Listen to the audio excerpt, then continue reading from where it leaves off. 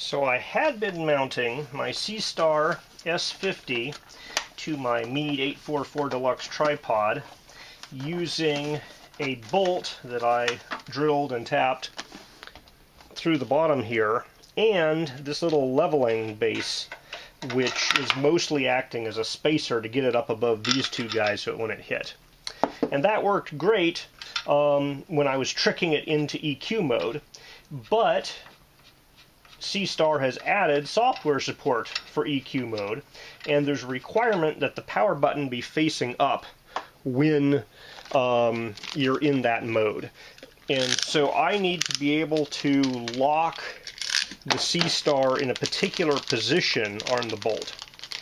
So I went out and got a longer bolt. It's only 1/2 inch longer. I may need a 2-inch bolt, but the local hardware store didn't have that. So we're going to try this and see if it works. And in addition to this bolt, I got a lock washer and a nut and a fender washer. Alright, so we got the nut, we have the lock washer. I'm not certain if I really need the fender washer at all, but I figure it can't hurt. It'll space it up just a little bit more. It's perfectly the right size here to go on that disc. All of this is stainless steel hardware. Not that I'm planning on putting this out in the rain, but you never know. Can't hurt, right? So then we have to not drop the Seestar as we tighten it on. So the Seestar is naturally aligning this way, so I have to back it off almost a full turn, and I want the power button straight up. But right now it's kind of loose on that bolt.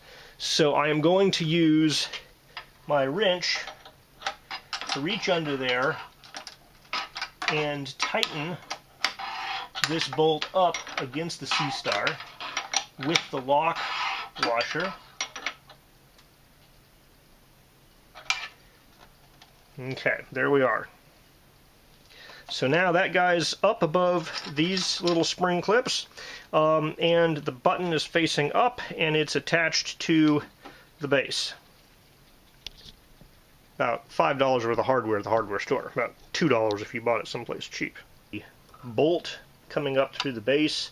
We have the nut, we have a lock washer, and then the fender washer, which I think is probably not necessary, but this way the lock washer is up against the fender washer as opposed to up against the base of the Seestar. And then I have tapped and threaded an extra hole in my Meade 844 Deluxe tripod. So the tripod almost has a wedge. You can set, this guy here to your latitude, and for the alignment to the pole, you basically just have to kind of pick up the tripod and rotate left and right to get the north facing correct. So it's not super accurate, but I can get within a degree on it. Now to get data off the Seestar, I either have to take the entire package in and plug it in the computer, which isn't bad, it's not super hard.